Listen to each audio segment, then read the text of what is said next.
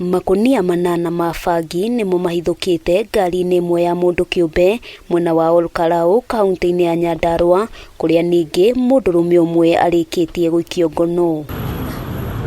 Kuringana na kamanda wa borithi mwena uyu Mohamed Arero, mundurume ucio arahubanirio ari mwena wa Miharati gugikuirwo bangi no irari mihango-ini ya gutwarwo kaunti-ini ya Nairobi. Tukaweza kumhoji vizuri kuhusu destination ya hii bangi na pale ametoa. So ametueleza maneno kadhaa ambayo inasaidia kwa investigation. Baadaye tukagundua kwamba pia gari yake iga inatumia hapa zinatumia number plates zile tunatanga fake.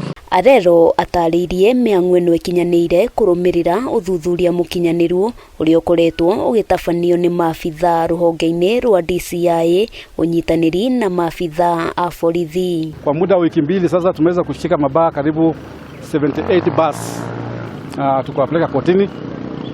Pia tunaweza kushika mapombe aina tofauti ambayo ile tuna suspect ni counterfeit. Atongoria ya meranire guthie na mbere na kuhura miriungo na kuhitana na aria makoretwo magitwarithia na mbere thuguri cia wendia wa dawa cia kulevya. Na county government ya Nyandarua wameweza kupitisha sheria ambayo ni very smart.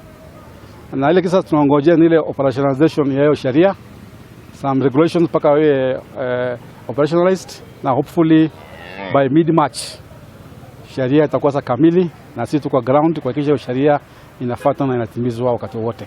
Aikari mwena uyu ona gukiri uguo ni makumithitie kuongerereka kwa unyui wa njohi hamwe na uhuthiri wa dawa cia kulevya gatagati-ini ka mbeu njithi, kuria moritie atongoria kaunti-ini ino kugathika mitaratara mikinyaniru ya kuhurana na njohi cia ibango. Handu-ini ha Kameme TV, ritwa riakwa ni Wambui wa Njuguna.